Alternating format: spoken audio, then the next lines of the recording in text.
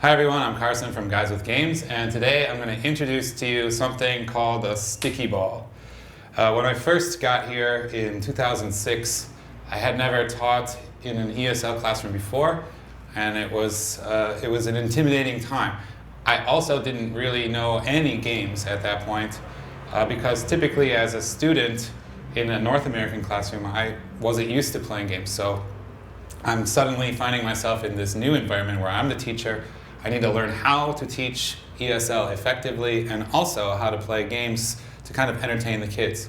And so something else that was new to me at that time was this thing called a sticky ball. And so what is it? A sticky ball is this little plastic ball with suction cups on every side that could be used to throw at a whiteboard, and it would stick there, and you can use that to play games. But I had never heard of that. The concept was new to me.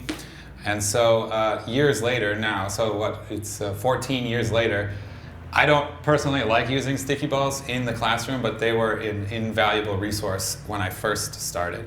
And the kids still, to this day, enjoy playing these things. I just don't like doing it as the teacher. It's boring to me.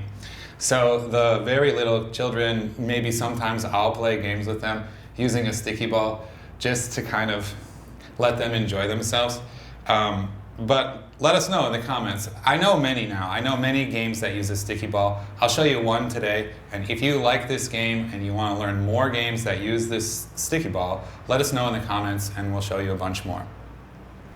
Okay, so the first game I learned when I first came to Asia was this game called Stickyball Pizza. And you need to use the sticky ball, but how you do it, how you set it up is you draw a big circle and you divide it into enough slices to accommodate how many students are in your class. And I have since added this little bullseye in the middle where if the student who throws it hits the bullseye, then they get their own kind of like individual star, good job, and then throw it again.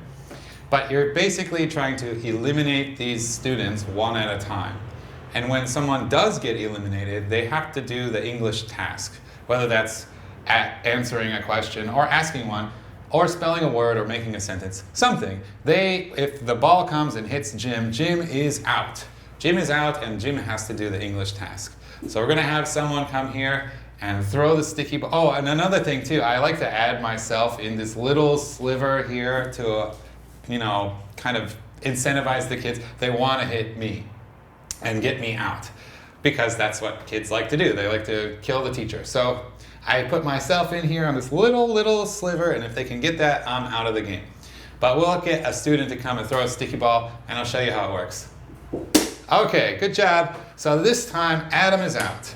Adam, you need to spell, whatever vocabulary word we're doing, and then what happens to his space? Well, Sue and Eason are gonna have to play paper, scissors, stone. So paper, scissors, stone. Oh, sorry, Eason lost, which means that we're going to erase this line, and now Eason is much bigger.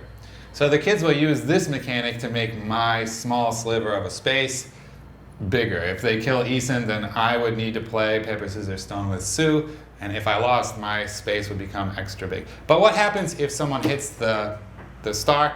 Well, I'll write each student in my class their name on the side of the whiteboard for really little classes. And then if that was Allie, okay, good job.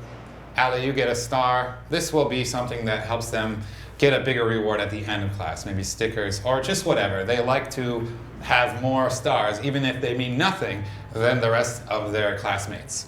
And so it's a kind of small reward for playing the game and playing well. And that's Sticky Ball Pizza. So again, let us know in the comments if you like these sticky ball games.